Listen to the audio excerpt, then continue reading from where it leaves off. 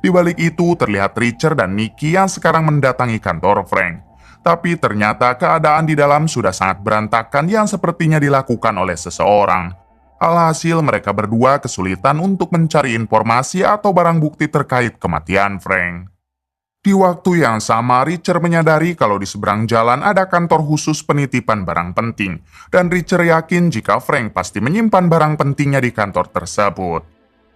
Akan tetapi setelah dicek ke seberang jalan, rupanya kantor penitipan itu sudah tutup sehingga Richard dan Nicky harus kembali lagi nanti. Malam harinya terlihat Richard dan Nicky yang memutuskan untuk menginap di hotel terdekat. Sambil bermain poker, mereka saling bercerita satu sama lain tentang kehidupannya masing-masing.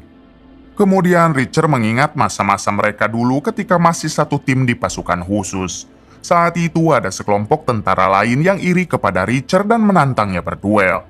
Awalnya Richard tidak mau menanggapinya, tapi tentara itu terus saja menantang. Hingga pada akhirnya Richard melumpuhkan si tentara berikut dengan pasukannya. I'm going to bed. But you found her attractive. Night, Neely. Night, Reacher.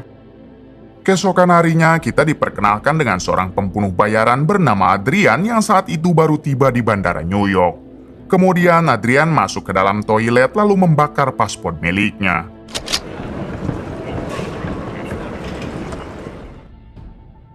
Adegan kembali kepada Richard dan Nicky yang sekarang mendatangi kantor penitipan barang kemarin.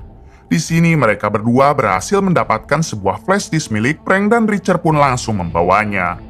Richard berharap kalau di dalam flash disk itu mereka bisa menemukan informasi tentang kasus yang sedang Frank tangani, sebab Richard yakin jika kematian Frank pasti ada kaitannya dengan kasus tersebut. Ketika di perjalanan menuju hotel, Richard melihat ada seorang bapak-bapak yang sedang dipalak oleh dua pengedar. Hingga dengan cepat Richard beraksi dan inilah aksinya.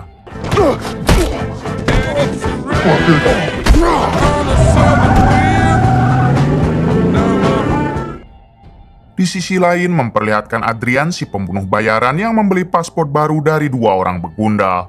Namun ketika sudah mendapatkan paspor barunya, Adrian malah menghabisi kedua begundal tersebut agar identitas aslinya tetap aman.